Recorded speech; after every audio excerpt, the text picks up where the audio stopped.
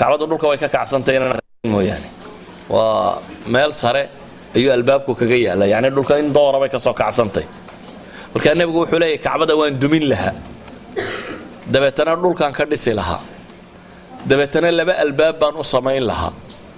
in ay ka tagtay mushrikiintii carbeed markay dhisayeen yani kacbada waqtigii quraysheed oo uu nabiguna markaa dhowriya 20 jiryaanu wali rasuulba noqonin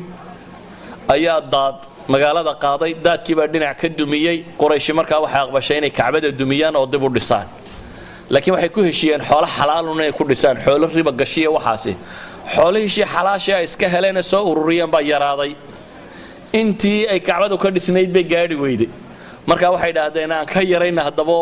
kacbadu waa qol yarde waa gurigaan intii ka yarayna bay dhaahdeen dhismaha nus bay ka tageen intan xijriga yar la yiraahdo dhinaca kaga wareegsan intan kacbada ka mid ahay dabeetana intaasay ka soo guureen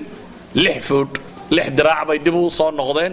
oo ay ka jareen intii hadhay bay dhiseen kor bay u dhiseen waxay dhaahdeen meeshan saydu inagu control ninkii doonaaba aan u gelin meel sarana aan ka dhigno albaab quranaanu yeelo furiisa haysano nabiguna markaa wuxuu leeyahay Aisha hadaan tolka imika soo islaamin kacbadaba intaan dumiyo ayaan sees cusub dhigi lahaa oo qawaacidii nabi ibraahim uu dhigay inta ka dhigo ayaan laba albaabna u sameyn lahaa mid laga galo iyo mid laga baxo ayaan u sameyn lahaa buu leeyahay nabigu muu yeelin muxuu yeelay wuxuu leeyahay waxaan ka cabsanayaa dadkan inay thawraan sameeyaan yani in la dumiyo oo sidan loo dhisaa sidii sax ahayd laakiin haday khalkhal iyo rabshad keenaysa sideedan baa iska ahaatade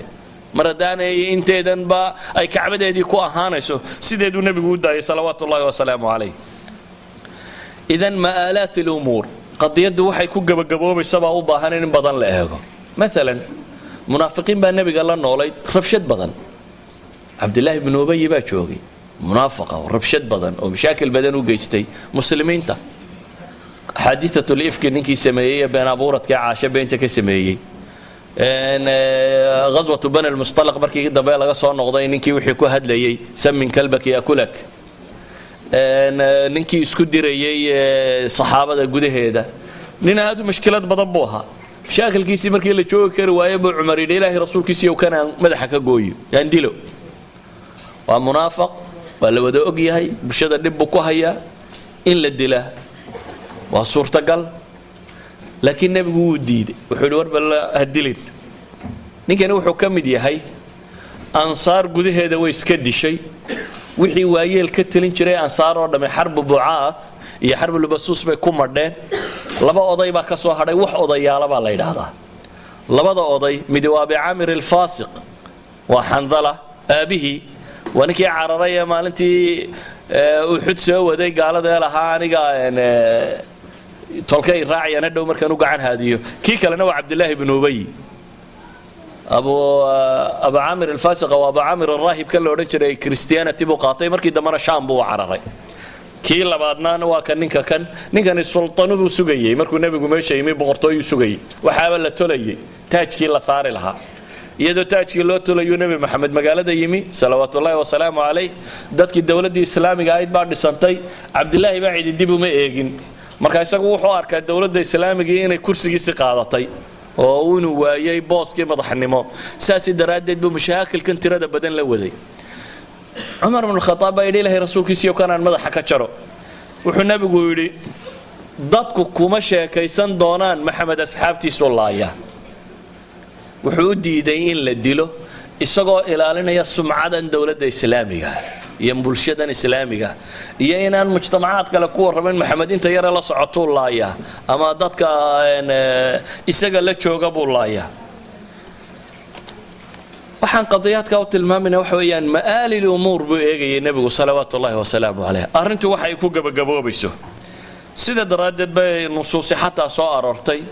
waqtiyada dagaalka lagu jiro xuduudda ma lagu oogayaa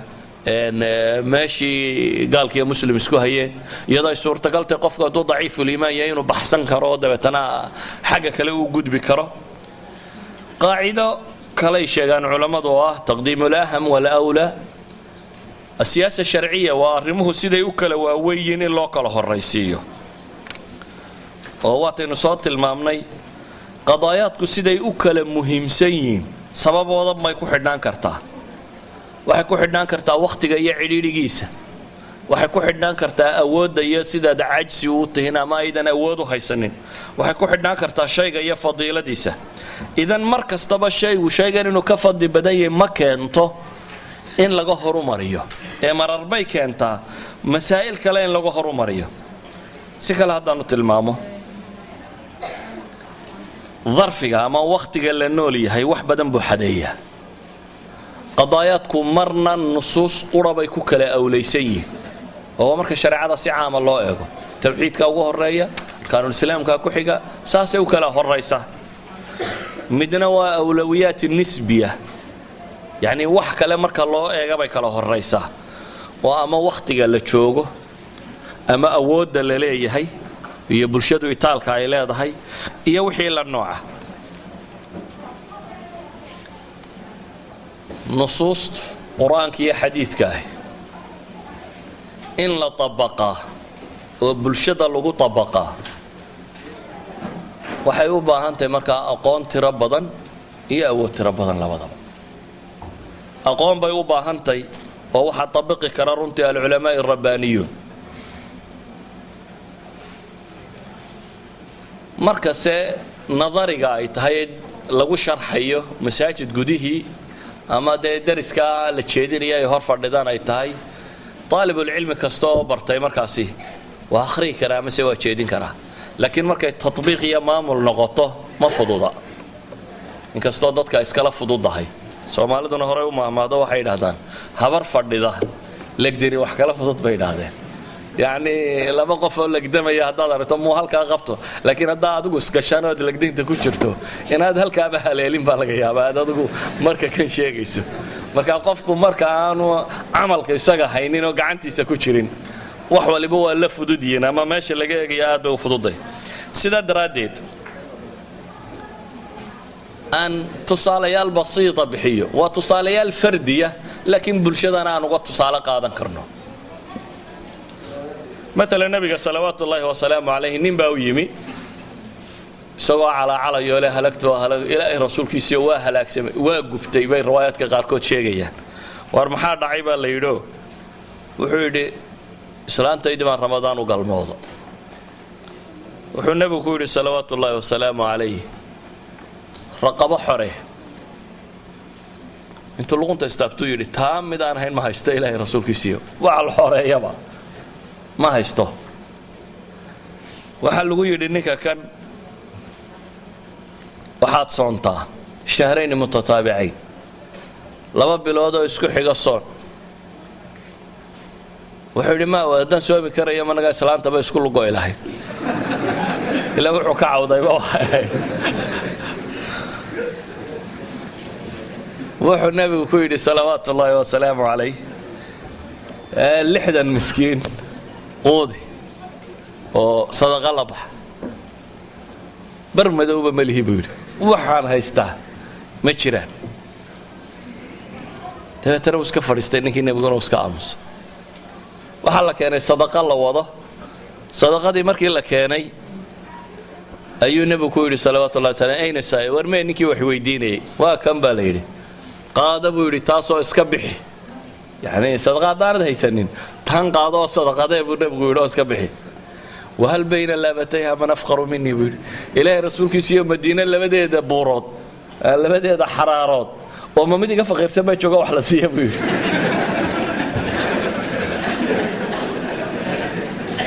midiga faqir sara wax la siiyo ma miya jooga qaado reerkaaga siibu nabi ku yiri yani maxaa keenay ninkan intuu dambaabay oo kafaara laga rabay ayaa isagii wax la siiyo la yidhi qaado oo cun waxa keenay ogaanshiyihii la ogaaday waaqaca ninkani uu ku nool yahay iyo darfiga uu joogo saasi daraadeed buu nabigu salawaatullaahi wasalaamu calayhi tanaasulaadka ilaa xadka intuu gaadhsiiyey buu markii dambe wuxuu ogolaaday isagoo aan ninkii dembiga sameeyey haddana waxoogaagii la siiyeyna warbal adiga iyo reerkaagu iska cuna idan in naska la tabaqaa oo waaqaca markaa jooga lagu tabaqaa waxay u baahan tahay ijtihaad badan iyo aqoon badan iyo daraasad badan aan mas'ala labaad tilmaamo waxa laga yaabaa salaada waynu wada naqaanaa nusuusta qur-aanka iyo xadiidka ku soo aroortayna waynu naqaanaa